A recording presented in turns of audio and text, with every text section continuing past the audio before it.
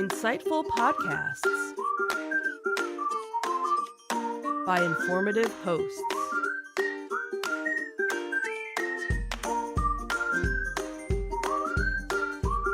Insights into Things, a podcast network.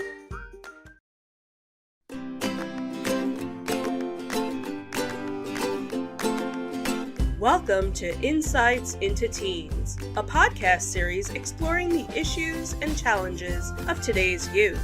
Your hosts are Joseph and Madison Whalen, a father and daughter team making their way through the challenges of the teenage years.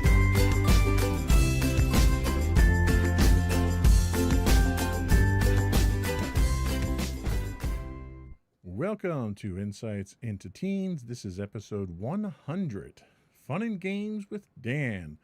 I'm your host, Joseph Whalen, and my strong and confident co-host, Madison Whalen. Hi, everyone.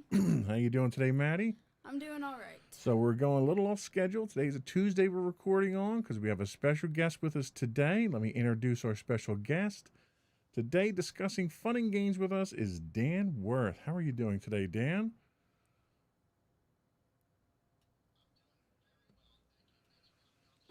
Thank you for joining us. So Dan is a resident expert on games. Every time we think of anything that has to do with fun and games, toys, collectibles, board games, card games, Dan's our man to go to. Mm-hmm.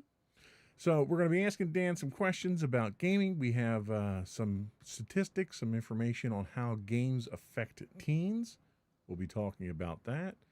And then we're going to be doing a deep dive with Dan and some of his experience and just get his general input on gaming. Before we do that, though, I do want to suggest folks subscribe to the podcast. You can reach us on Apple Podcasts, Spotify, Google, Stitcher, iHeartRadio, pretty much any place you can get a podcast at this point. You can get audio versions of our podcast if you look up Insights into Teens, and video versions of all of our network podcasts under Insights into Things. I would also ask folks to reach out, give us your feedback. You can email us at comments@insightsintothings.com. We're on Twitter at insights_things. We're available on Facebook at facebook.com/insightsintothingspodcast. On Instagram, we are at Insights into Things, or you can get links to all of those social media outlets at www.insightsintothings.com. Shall we get started? Sure. All right.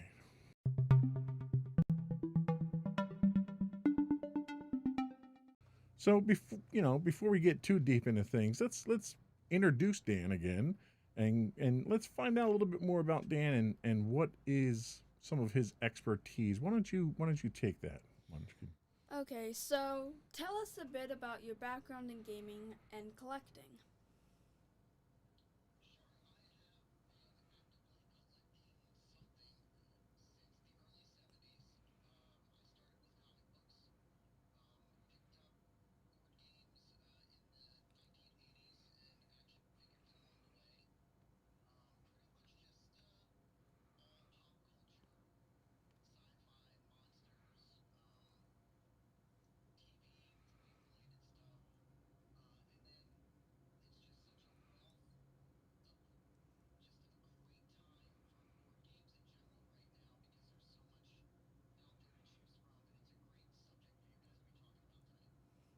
Okay. Alrighty. Would you describe yourself as a collector or a dealer of classic toys?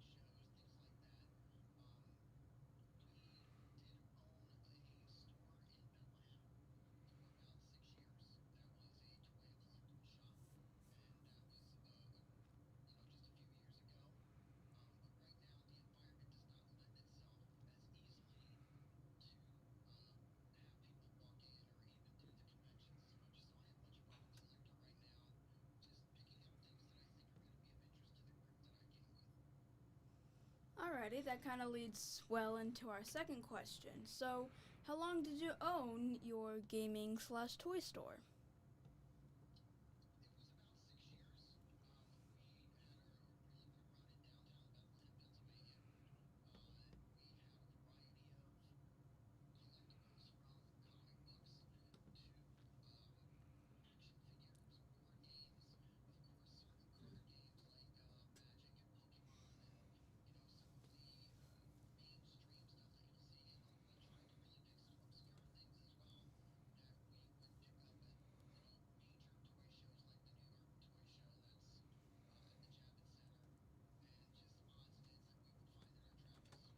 So, Ding, you mentioned comics at the store. Are you a comic aficionado or a comic collector? What's your affiliation with comics?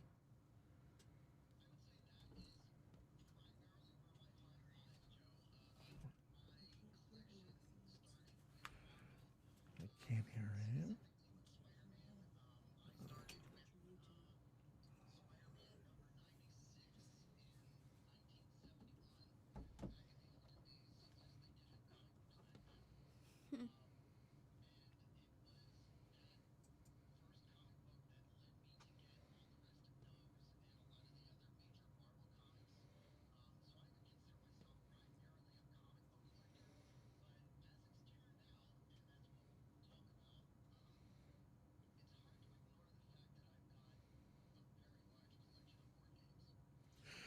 So, I have to ask you on the subject of comics, are you just Marvel? Are you DC? Are you indie? Where do you usually lie in that realm?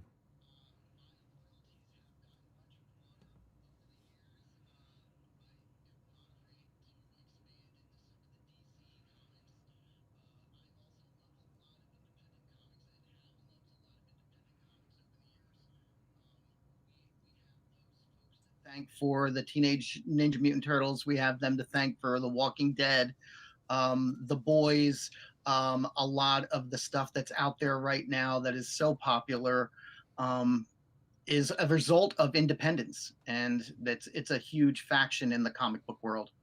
Yeah, I agree 100% there. What's our next question? Our next question was, do you still sell toys? I do. It's more of an online sales technique that we use. You know, we do some eBay. We still sell some things through our Facebook page for the underground layer. But right now, I'm much more of a collector than a seller. Alright, so picture this scenario. Picture the scenario where. So, what is your go to game at a party where the participants might not be big on gaming? That's a great question because you know you're going to have a wide variety of people at things like that, and you want to get something that's going to appeal to everyone. I like things like Apples to Apples. That's a great general, easy board game to teach people. I know it's basically cards, but I think we have to really expand the way that we're thinking about this category to include some of that stuff. Um, and you can't mention Apples to Apples without the adult version of also Cards Against Humanity, which has just become so huge of a product over the last couple of years and immensely popular, and has really gotten people who wouldn't normally do gaming nights to do some gaming nights. When we would go to the various toy shows that would introduce us to new games, some of the companies that we found that really grabbed us were companies like Calliope, who is responsible for Roll For It, which is a great party game. You can play it up to 5 people. It's a dice rolling game where you're trying to win cards. The other one that they did that we really love is Sorrow and Sorrow of the Seas, which was a very creative take on a board game where you are sailing on ships, creating paths for yourself, but also trying to cut off your opponents and be the last man standing on the board. Another one that's great for parties and that we have found over the years really helps people break the ice is a game called Outburst. That's by it's a nice shout out game where people don't have to be shy about it. You're trying to come up with answers as fast as you can. There's another one that just came out recently called Code Names, which is of the same flavor, by a company called CGE. And that's gotten a lot of popularity, and there's a lot of different versions of that one out there as well. Great. That's a that's a lot of great suggestions. Nice. Next is a pretty big question. How many games would you estimate you currently own? This was an eye-opening question for me, because I don't think I realized how many games I had, but just in the house right now, we have close to 100. Wow. So I would say easily we have over 200 different kinds of board games. I am not counting the card games in that. So, or just the strict dice games like Yahtzee and Magic the Gathering and some of the other stuff like that. That is a whole nother category. We're not going to count the role-playing games as well, like D&D or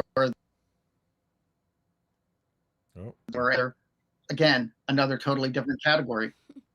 And that would be why Dan's on this show, because Dan is the expert on games. Yep. What else do we have? Okay, next one is, what do you find to be the most important thing that games offer to individuals? One of the great things about board games is that it brings people together, has them sitting in close proximity and exchanging looks and smiles and jokes. And that's been one of the great things that my friends and I have shared over the years with sitting around playing a board game, is as much as it might be competitive, you're also laughing and joking and talking. It's a great way to just have a nice camaraderie and have people come together over, something that's a neutral ground and you enjoy doing. Yeah, that makes sense. Now, to kind of go along with that question, what do you find is the most important thing that collecting offers to individuals?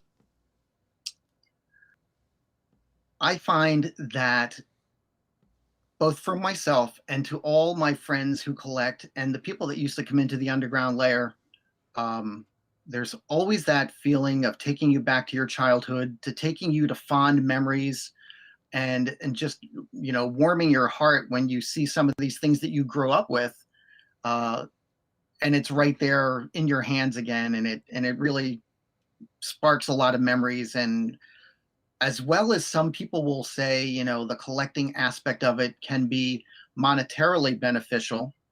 You can make a lot of money with buying older board games or rare board games. I find much more often that it's that sense of nostalgia more than anything else that brings people back to some of those classic board games. And I have to agree with you 100% there. Every time I stepped in the store, I was a kid again stepping in. It was, let's look around, let's see what I can find here that brings me back all those years. And for me, from a collecting standpoint, it's the hunt that's so rewarding. Like, I know there's a piece that I want. I'm as you know, a big Star Wars collector. And when there's a piece that I find, we had gone to the one show out in, was it out in Bucks, out where the Fuge is. The Fuge, yeah. And there was a piece from the 90s. It was a Darth Vader statue that I had been looking for years, and I hadn't found it anywhere. Hadn't been on the market anywhere. Can't find it on the internet. Nothing. I mean, when you can't find it on eBay, you're in trouble. Mm-hmm. And lo and behold, it was there, top of the pile, on display in the back corner, and I found it and instantly bought it because that was the piece that I had been looking for so long. Wow.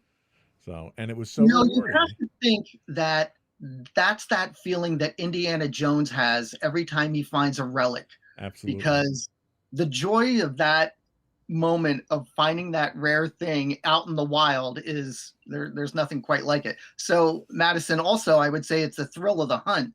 Like your dad is saying, it's that adventure. And I, for many years, had my own versions of Belloc when I was out at flea markets and yard sales, and we would run into each other and we would just show off what we had found, and like, oh, once again we see that what you once possessed is now, yeah, it's so there's that aspect too, but it's just fun and good-hearted ribbing.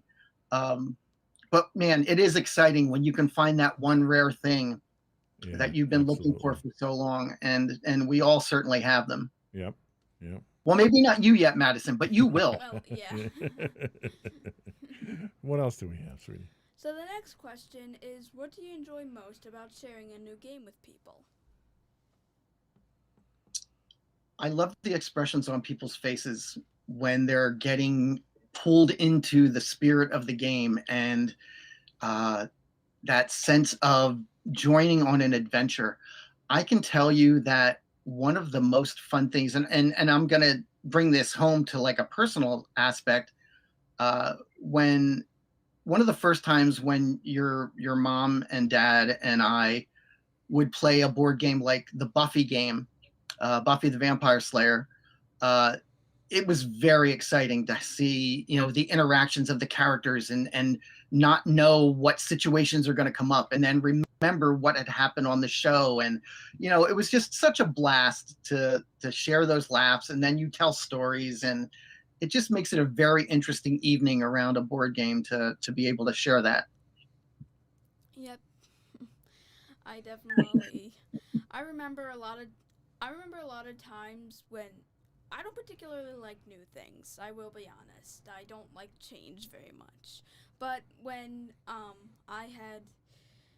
when I first learned about Monopoly, I didn't want to put the game down. It just was so fun to me. And like at first I was kind of like, I don't know if I want to play this. And then by the end I'm like, okay, come on. I want to keep going. Yeah, we went through our Monopoly phase where we would play that nightly for a couple of weeks straight. And the worst part was I would win a lot of them and everyone would get angry at me. So what's next? Next is, have you ever done reviews for games? That's something that I haven't done yet. I do have friends that do that, but we haven't actually sat down and done the reviews. I've watched a few of them. I can't mention, the names off the top of my head, but I know that is a lot of times an invaluable service to be able to see the game being played, to understand, what you're getting in for before you make that purchase. And let me just mention at this point something else that people are going to find when they go to buy some of these board games. The price point nowadays is a little bit different than it used to be. I think the average right now is somewhere from the $60 to $80 range. So when you're spending that much money, game reviews are invaluable to be able to see if it's something you're going to enjoy when you're investing that much money in something new. Like you said, Madison, especially if you don't like something new, you want to make sure that it's something that you really are going to like. Yeah, absolutely. Definitely. Kind of going along with that question, have you ever graded toys professionally? I have. That was one of the services that we offered at the Underground Lair, and I had been doing it, in a much more amateur sense for years leading up to that. I would do it for friends who would be cleaning out a relative's attic or a basement, or would be ready to get rid of their collection and want to know, hey, do I have anything here that I can maybe make some money on? And that's something that I've always been up on. I know the grading system of a lot of the board games and comic books and action figures, so it was a service that we definitely wanted to offer at the Underground Lair. Okay. Our last question we have is, do you do game and toy shows? If so, is the choice show for If so, what is the choice show for collectors to go to in the area? Great question. And we are really lucky in that we have a couple of premier toy shows in our area. Some of my favorites, and again, we're going to have to talk about this from outside of a COVID situation. If it was a normal year, regular, events being planned, these would be the places that you would want to hit. One of the first ones that I always go to is the Allentown Ag Hall Toy Show, which is the first Saturday of every November. And it's a mixture of antiques up to current day, action figures and board games. It's relatively inexpensive to get into. I think it was only like $5 or $7 to walk in. And they just have aisles and aisles of really fun vintage stuff that you might not see anywhere else. The other one was the Lehigh Valley Comic-Con is also in Allentown. There you'll see a good mix of comic books, board games, action figures, a little bit of everything. There's ZoloCon in Warminster, PA, which is the other name for the Fuge, Joe. Yep. Again, a fabulous show in just a fantastic sci-fi, realistic, it walks that line between, fantasy and reality that just adds to that ambiance of being that. The other one was RetroCon in Oaks, PA. Yeah. And then the Toy Con in New Jersey at Atlantic City. That one, I think we've never been to that one. That's a really big one, Joe. That's again, it's kind of like a good mix of antiques and new stuff, but it's much more of the older stuff and in much more quantities. Right. So on that note, what about the Comic Cons? We get Wizard World in the area. We get New York Comic Con. Are these some of the premier shows? Yeah. Are these someplace that a collector would go, or are they more contemporary vendors that you have there? You're going to have more contemporary vendors. You're going to have people that know what they're doing. You're not going to find as many bargains, but you may find that oddball item that you've been looking for that you won't find anywhere else because you're drawing people from all around the world, not just our country, but from all around the world at some of these big shows like the New York Comic Con, which has grown to the point where it's kind of overshadowing the San Diego Comic Con, which has been the premier show that everyone's wanted to go to for decades. So that's the advantage to going to one of those big major shows, is you will get a cross section of everything from around the world and dealers who you might not normally see at the smaller venues. Yeah. What about the convention exclusives at these big Comic-Con conventions? Are they something that a collector, is that an entry point for a collector, or is that gimmicky more than a real collectible? Boy, that's a tough line to walk, because as well as I do, being a completist, it's tough to pass those up because where else are you going to find them? Yeah. When you see those con exclusives, and I mean, my desire for them is always mixed with how cool is the item actually. I can maybe let one go if it's not necessarily something I would collect, on the regular. I'm a big Spider-Man fan, so Spider-Man is one of my weak spots. So I do like Spider-Man villains and, characters, but if you're going to give me like the 5th J. Jonah Jameson figure as a con exclusive, I'm probably going to pass. Right. Well, that was all we have for this segment. Stay with us. We'll be back in a minute and talk about what the importance of gaming is for teens.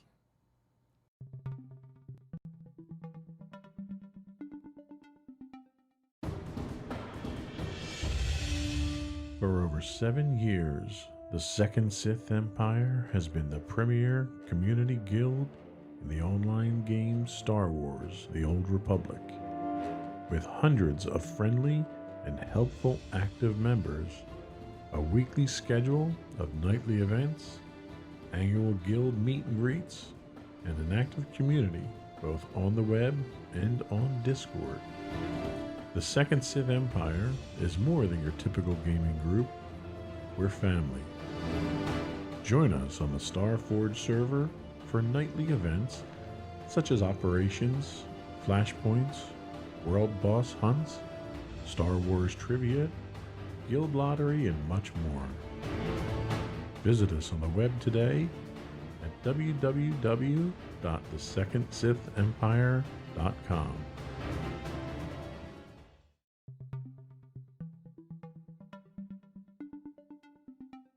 Welcome back to Insights into Teens. This is episode 100, Fun and Games with Dan. So games have an important part in our lives. They bring the family together. They bring the friends together, like Dan had mentioned. They give us some camaraderie, and you can even learn from games to a certain extent. So we had you had gone out and done some research on this. Why don't you tell us about what your findings were in your research?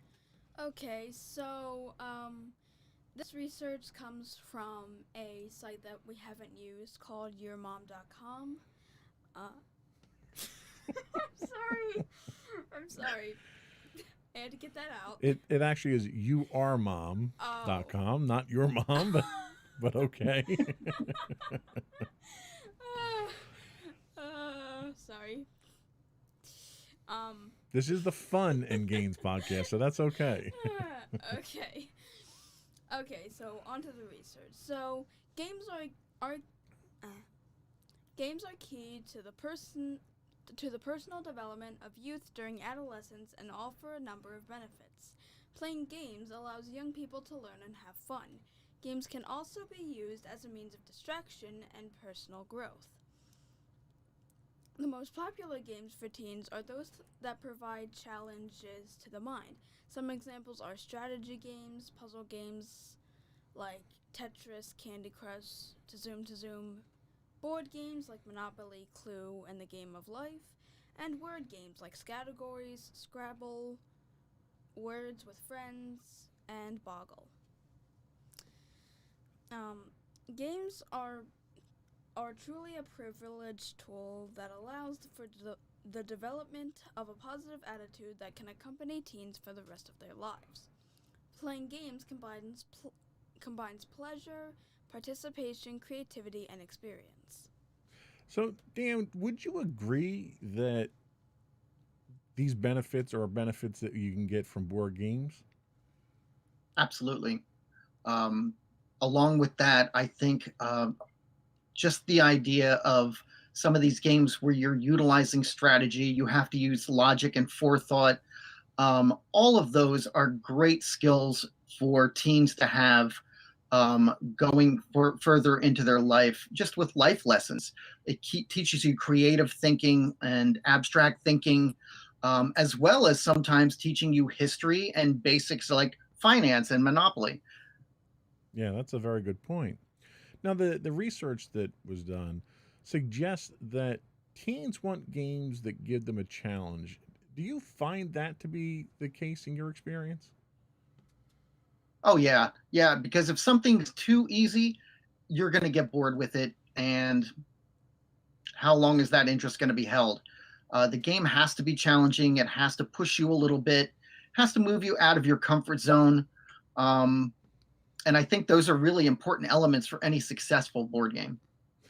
Besides the ones that we listed here, are there any other games that you're familiar with at this time that you think would be ideal games that you would suggest for teens that provide that level of challenge combined with that additional benefit of an educational experience? There's a lot of really good historical battle games out there right now, some of which have lasted for a couple of decades. There was a series called the Game Master series by Milton Bradley, which is one of the first ones that I started with, and that was back in the 80s, and that was, our early gaming days. But as you can probably see in the background there, we have Axis and Allies, which is the World War II version, which helps you recreate some of the famous battle scenarios of that era. But there's also ones that were Civil War oriented. There were Revolutionary War oriented ones that teach about history. And again, we can go back to just things like word building and things like Scrabble. And as Madison mentioned, Boggle and some of those games that teach, basic spelling, memorization, mind strength, all very important for a young mind that's growing and learning. So do you think it's possible that you can play too many games? Well, I think like anything, moderation is the key. I feel the same way about video games. I've never felt negatively about video games, but if you're spending more time on that than you are in the rest of your life, you've got to create a balance. And the same thing with board games. You want to have moderation and, not dedicate hours and hours out of a day to it. But I have in the past with some of these other games, some of them can last, 4 or 5 hours. But are you going to do it every night? Because that would be, pushing it.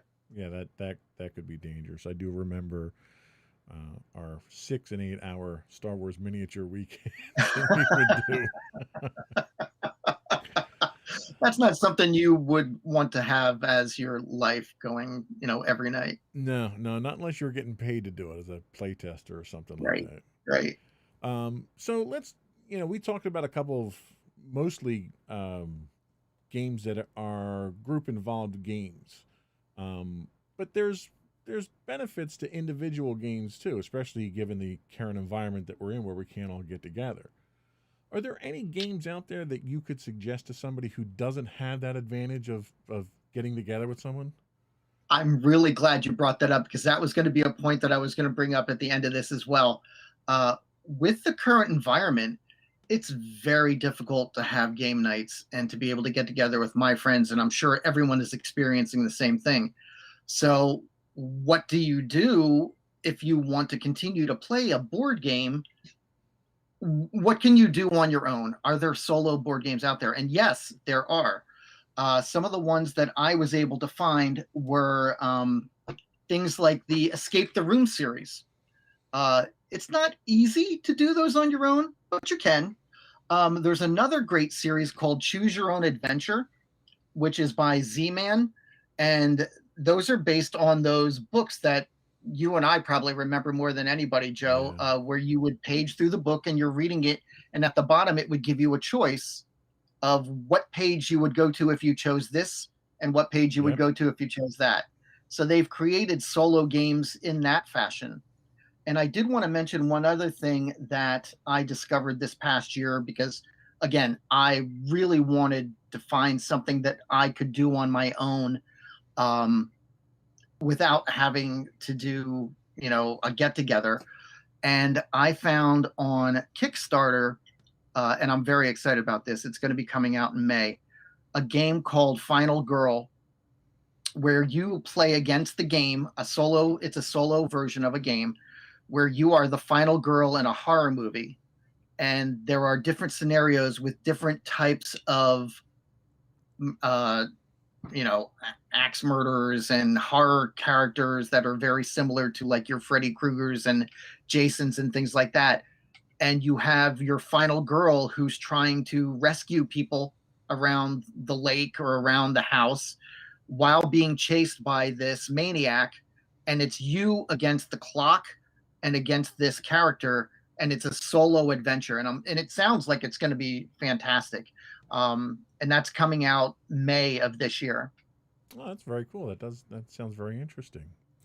So I know we've done Zoom calls a lot to keep the family together, special occasions, stuff like that.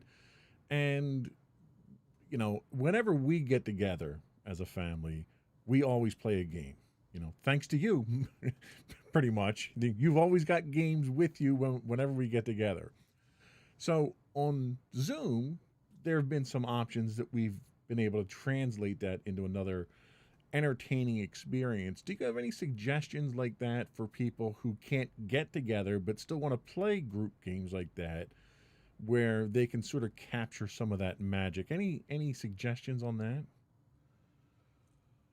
I'm trying to think of what some of the ones were. I think there's one that was called, and forgive me if I get this wrong, Jackbox. Yes. Yes. They don't just have one type of game, and it's like a multiplayer online, participation, but there's a whole variety of different games that you can choose from, and then you accumulate points by either winning or succeeding in each one of those games. And then you get to do something at the end with those accumulated points. And it's just, that's been a blast. We've done that already sitting in the same room on our phones. So you could easily do it from a distance remotely. I also heard this vicious rumor that you play Words with Friends with someone from our house too. Those rumors can be confirmed. I am rather fond of that. There are a handful of people that I do play with that with, and I have found that to be a lot of fun. And it takes me back to my Scrabble playing days. And it can be rough. It can be brutal. I've taken some really hard losses, some humiliating losses, some would say. So I've learned. I've gotten better. But Great. it's a lot of fun. I enjoy it. That's great. So we're going to take a quick break. We're going to come back and we're going to do a deep dive on Dan and his history and a little bit more detail on what his gaming prowess really reflects. So we'll be right back.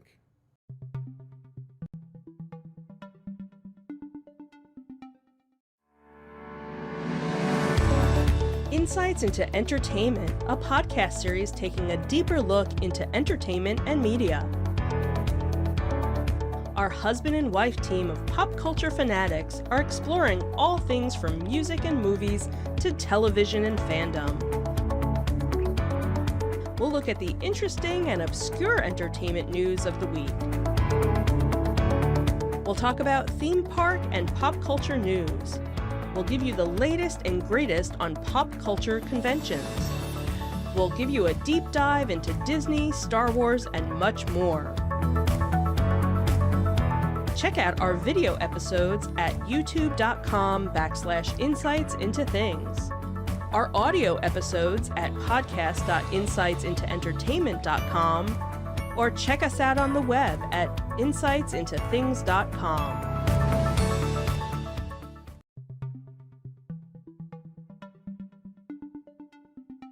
Welcome back to Insights into Teens. We're talking fun and games with Dan. So, deep dive on Dan here. I guess the first question I have to ask is, how old were you when you started getting into gaming and collecting? The actual collecting aspect of it didn't happen until I reached college. And up until then, I was a very hardcore comic book and action figure collector and had an extensive collection of the Marvels dating back into the 1960s, all the major titles, and all of the action figures that had been produced at that time. And it was a much more meager selection during the 70s and 80s than it is now, where it is just a plethora of choices out there to make as far as action figures. But when we got to college, there were two things that I became involved in. One of them was the wonderful world of D&D, which I got to play for the first time with a group because growing up, none of my friends knew how to play. So it's very difficult to learn to play D&D on your own when you have no one else to play with. So that was the one thing that I kind of became involved in. And then the other one was like I mentioned earlier, the Milton Bradley Game Master series, which were all based on classic eras of classic battles throughout history. They had Conquest of the Empire, which was the Roman Empire's attempt to take over the world. There was Axis and Allies, which was the World War II version. There was Shogun, which was the feudal Japan version.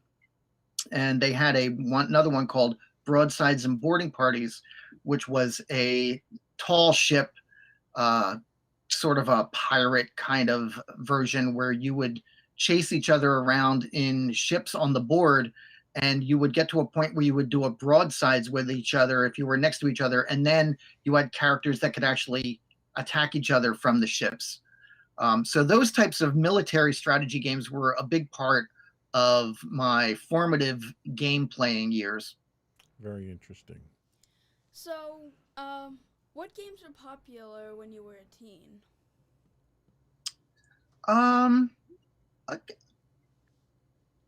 just the classics. I think when I was a teen, I was trying to go back and look at some of the dates so that I could be a little bit more sure about when I was a teen. Other than like Monopoly and Scrabble and some of those other ones, again, really what kind of caught our eye and what came into popularity during that era were games like Trivial Pursuit, which was absolutely huge when I was getting out of high school, going into college, the late 70s, early 80s. I think the first Trivial Pursuit games came out actually in the early 80s. But those were so huge. Games like Scattergories and Taboo, and some of those were just immensely popular at all the parties and things that we would go to. Other board games, I know my sisters and I, because I had two younger sisters, we would play, Life and a game called Careers, which is basically you choose an occupation and you try to become successful at it. And it was very straightforward, kind of like a little bit more involved than Life, but it was a lot of fun. And then just some of the classics, like I said, like Clue and Monopoly and Life and some of those other ones. Interesting. So, what is the most bizarre but family-friendly game that you've played? Okay. One of the ones was the Green Ghost game, which came out in the 60s during a time when things like the Munsters and the Addams Family were very popular. And it was basically you played it in the dark, the game board glowed, a big green ghost in the center of it glowed. That's what you would spin. And then you had to go around the board, and the board was raised about 3 or 4 inches, and there were boxes underneath it. And you were in the dark, and you would have to reach in and identify what the items were that were in it, kind of like the classic Halloween party game. That was a weird one. There was another one called Kaboom, which was a way of blowing up, taking turns pumping on a balloon that was on a dynamite shack, and you would go around the board and try not to get blown up by the balloon. That's funny. Yeah, there was some great ones. And then of course there was the pie in the face one, which not really a board game, but that was a very bizarre game too, where you would take turns twisting the dials and you would get a pie in the face if you got it wrong. Wow, nowadays you'd never see a game like that now. I mean, it wouldn't pass like safety inspection. What's our next question? So was there a particular theme of gaming or gaming type that you were interested in? Well, I really liked the competitive military style games. Games like Stratego were a lot of fun. And then we got more involved in like Battleship. Then they came out with Subsearch, which was even better. Joe, if you remember, Star Wars did a version of that where it was 3 tiers of ships. Yes. And they just said it was like layers of space instead of like underwater. Yep. But such a great idea to like have a 3-dimensional like Battleship kind of game. It always struck me as though they were trying to recapture like 3-dimensional chess from Star Trek with something like Star Trek. that. Yeah. Yeah. Absolutely. So we've talked a lot about classic games. Are there modern games that you play now? Like, would you go out and buy a game now? Are they still making good games? Oh, they are making some great ones. What besides the ones that we mentioned already, there's a couple that I do want to give like honorable mentions to, and I feel really bad because I don't have one of these at home, but it's one that we've played all the time that we ran the Underground Lair, and now we have a couple of friends that have it. It's a game called Elfin Land. Okay. It's a semi-cooperative game where you are a young elf going out into the world and traveling and trying to visit as many towns as you can. And it's a lot trickier than it sounds because you have to travel. So it's a really interesting concept. Another game that we've enjoyed recently was the Castle Panic series, which is now, they also have a Star Trek Panic. They have a bunch of other ones like Munchkin Panic, and it's again a semi-cooperative game, which we seem to be drawn to. And you and your teammates try to prevent, in the case of Castle Panic, goblins and orcs and things from destroying your castle.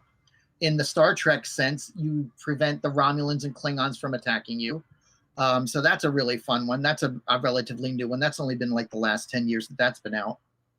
There's another one called Formula D Racing, which is a huge game board with race cars on it. And as you roll different sizes of dice, depending on what gear your car is in, and you have to change your dice when you come around a corner to slow down. That's been loads of fun. We have I am infamous for crashing my car more times than not. And I don't win very often. and knowing you, that must be painful that you don't win very often at it. No comment. I am a gracious loser. Okay, so our next question is, what do you think makes a good game? Well, I think we touched upon some of that earlier, in that you need to have a challenge and you need to push your limits a little bit and make it a little bit exciting. There has to be some kind of either reward that you're striving for, either cooperatively or individually. And there has to be some kind of threat or time or things moving against you that's going to cause you to have to act. And I think that represents a lot of what we have going on in life too. Yeah, So, isn't that the truth? So based on those qualities, have you ever made your own game? it's going to surprise you, but I have not. That's something that I haven't done. Me. I have helped some friends with games in design level stuff where they needed like flavor text or character backgrounds and things like that. We did a whole series with a friend of mine for a sci-fi game that he hasn't been able to obtain rights to yet, so I don't really want to talk about it. But each one of the individual characters in the game that popped up on a card had a backstory and a reason why they were criminals, let's say, and had to participate in this competition. Very interesting. But it was it was a fun experience, and I would like to do more of it, but probably from a writing standpoint as opposed to design. Sure. That makes sense.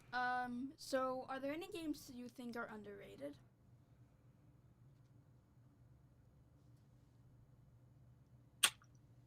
That's a tough one. There are a lot of games that we've really loved at the Underground Layer that we've played multiple times. And I will say that one of the ones that we really fell in love with was Roll For It. It's such an easy game to learn. And the box that it comes in, you could use it as a travel game. It was a great game that we used to segue into the larger game. Like while we were waiting for everyone to show up on a game night, you could have like 2 or 3 or 4 people play Roll For It, and they would be able to get a couple of games in before someone else would even show up for the bigger game. Whereas something like Munchkin, that's an evening, and you're going to be there for a while. So buckle up. That is true. Absolutely true. So if you had to pick, what is your gaming preference as far as type of game? Are you a card gamer, a board gamer? Do you like team-based stuff, dice games, miniatures, role-playing? What's your number one pick? Boy, that's tough, Joe. We've run the gamut over the years. Yeah. And it does seem to kind of go in trends. I mean, we were doing the miniatures games for a while there, and we're really heavy into it. And by that same token, I played Magic the Gathering for many years too, and my friends and I were really into that. And what tells us when we need to change gears and go to a different, type of game or entertainment? I used to do video games too, but I just don't have as much time for that.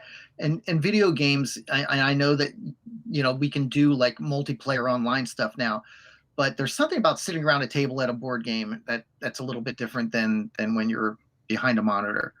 And I really like, laughing with the friends and exchanging jokes and making fun of their moves and stuff like that. And I forgot what the question was. What was the question? What type of game would you pick if you could pick one? All right. I would say it would probably be one of the like military strategy combat games. We've really had a lot of fun with them over the years. Okay. It's a step up from Risk, and I know we didn't talk about that yet, but that's not one of my favorite games. But I think the idea that some of these game companies took it to the next level and really made them interesting and involved and gave you some great pieces to move around the board, because who doesn't love little plastic pieces? It really changed the way that we looked at games and what our expectations were. And those are the ones that I go to. Okay, fair enough. Alrighty, so now we're going to go back to the collecting aspect. So, what inspired you to start collecting? Well, Madison, my inspiration was to originally to accumulate the stuff that I loved, but also to try to make some money. And the reason I wanted to make some money was because one year for Christmas, I did not get my Lost in Space robot that I had asked for consecutive years. And finally, I decided to myself, I'm going to buy it myself. So I started collecting things and selling them, making money, and tried to save up to buy my Lost in Space robot. How'd that was the inspiration. For you? It did not work out well because about 30 years later, before some of my close friends and loved ones and family members joined together to buy me said Lost in Space robot. I was making money doing my collectibles and stuff. There's always car insurance and then college funds, and then you have a family, and it just never seemed the Lost in Space robot always became the last priority. So it was tough, but that's why I started. And ultimately, you did wind up getting it, Ultimately, eventually. I did. Yes. So. And still have it. Yep. Yeah, see, so everybody loves a happy ending. See? So, in addition to that one, how many collectibles do you estimate that you have? God. You didn't count it beforehand? Counting the comic books and magic cards? Let's just say thousands. Yeah. Thousands of Yeah. Yeah, some would label that an obsession. But a healthy one. I don't like to be. You don't like labels? Blind. I don't like labels, no. So do you just collect or do you sell and trade your items? I do trade some items and sell some items yet. Again, much more when we weren't having the restrictions that we've had. I would love to be able to do comic book and toy shows again. Goodness knows I've got enough stuff. So, it's probably great to thin that out once in a while. The other thing that we didn't really talk about earlier, one of the great aspects of having the store was, and Joe, you and I touched on this a little bit, was helping other people find that one item that they're looking for. Yeah. And watching their face light up when that piece, that missing piece, like Shel Silverstein said, it just feels that spot in their heart that they had as a little kid. Finding that toy or game or stuffed animal or whatever it was, and finally, having it again, it just, I don't know, it just gives you that warm, fuzzy feeling. So that's another reason why I really would like to get back to being able to give back some of the stuff. There's people out there looking for them, just like Joe and I are. Yeah, and as a collector, I've never sold any of my collectors. I almost got to the point. In fact, I almost brokered through you the sale of a couple of pieces when I Hmm. was out of work a few years back. But fortunately, the situation turned itself around, and I didn't have to sell anything. Um, and I still hold on to most of the stuff I have. And my goal was never to make a profit on anything. It was really just to capture that nostalgia. But since you did do it well, you did do it professionally because you had a store. Do you currently have any high value items that you're holding on to that you wouldn't sell or wouldn't sell unless the conditions were ideal? Well, sure, yeah, and we talked about that a little bit earlier too. That my main obsession, comic book wise, is Spider-Man. So that would be probably the most valuable thing that I own. Is I have all of the Spider-Man comic books, um, some of which some of you guys have gotten to hold and actually see. So Indeed. that would probably be the most expensive thing that I have. And I can honestly say, since I can't actually pick up my car, your one Spider-Man comic was literally the most expensive thing I've ever held.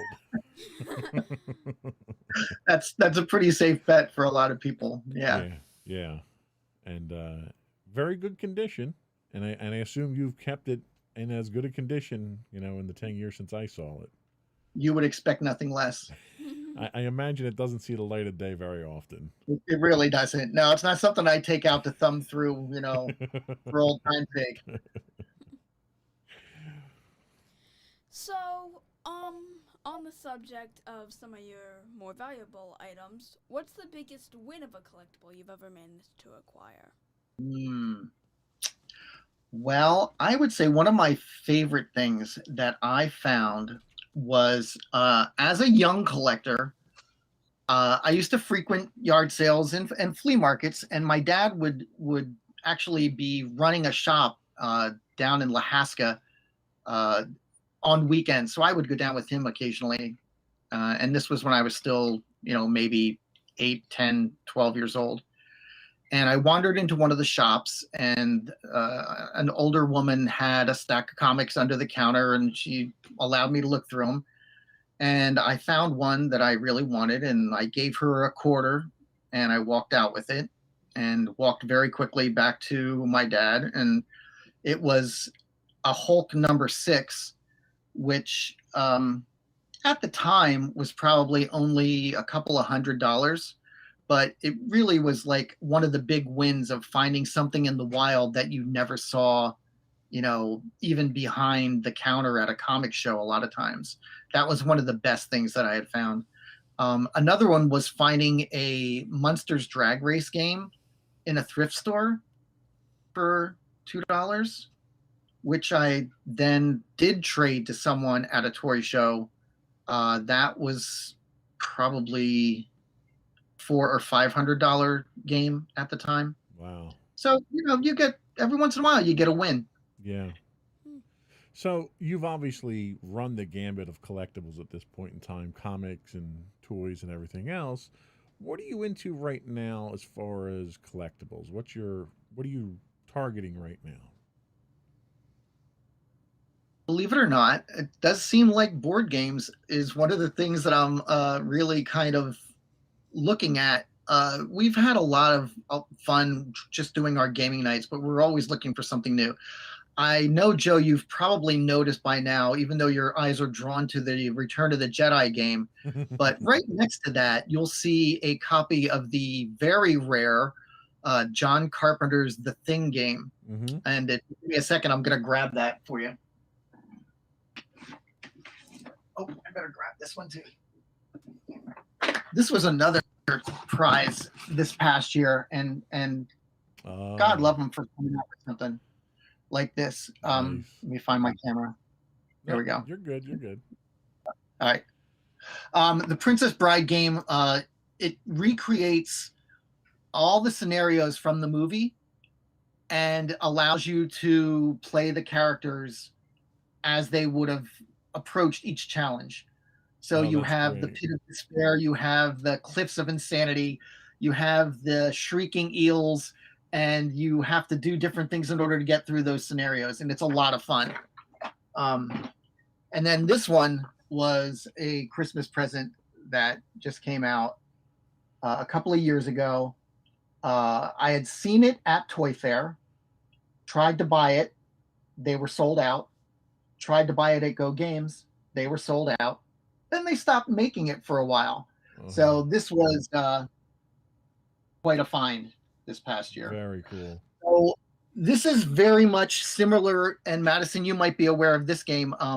There's an online game called Among Us. Oh, yeah.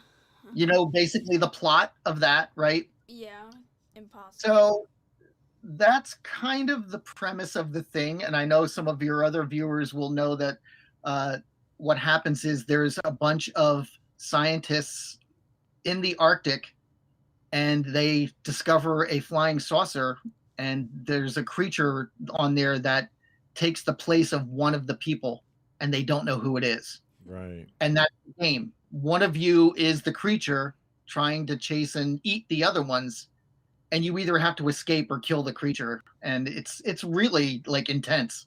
That's cool. That's cool. Wow. Big fan of the movie. Love the movie. Yeah, they did a really good job making this creepy too.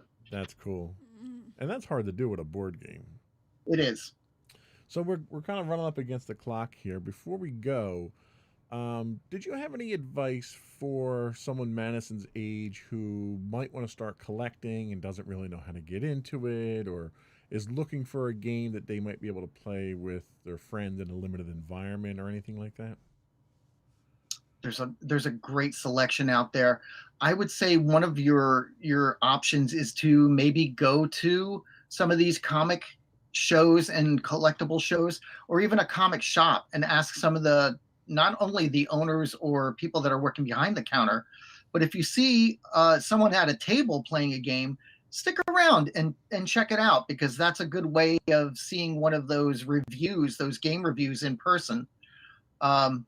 There's a lot of options out there. I know that there aren't a lot of toy stores anymore, but you know, Barnes and Noble does a good job of putting a bunch of different games out there. Target does a great job. They've really, you know, kind of stepped up their game this past year with the board games. We don't have Kitty City, we don't have Toys R Us, we don't have KB Toys anymore. But you know, you'll have like a Go Games at Christmas time that you can maybe find some cool stuff at. And then just go with what you really enjoy. I mean, we've had a lot of success with that, Joe, as far as, you know, your love of Star Wars, Michelle's love of Buffy, you know, us with, you know, any of the other games that we've brought over to you guys. See what your friends like. Check it out. There's such a variety of games out there right now. You're bound to find something you like. Awesome. Awesome. Well, we'll be right back, and we'll get Madison's closing remarks.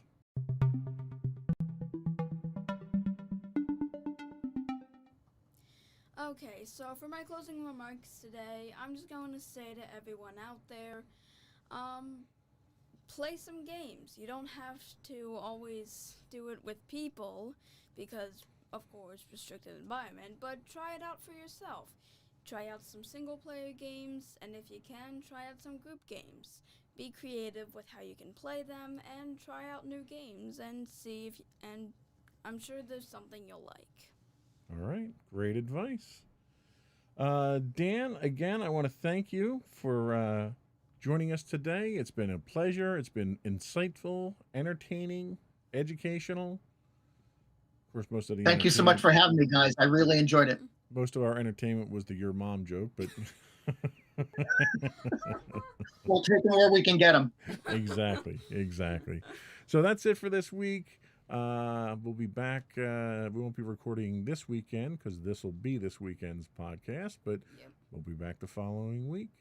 So thank you for joining us on our special 100th episode. And that's it. Another one in the books. Bye. Everyone.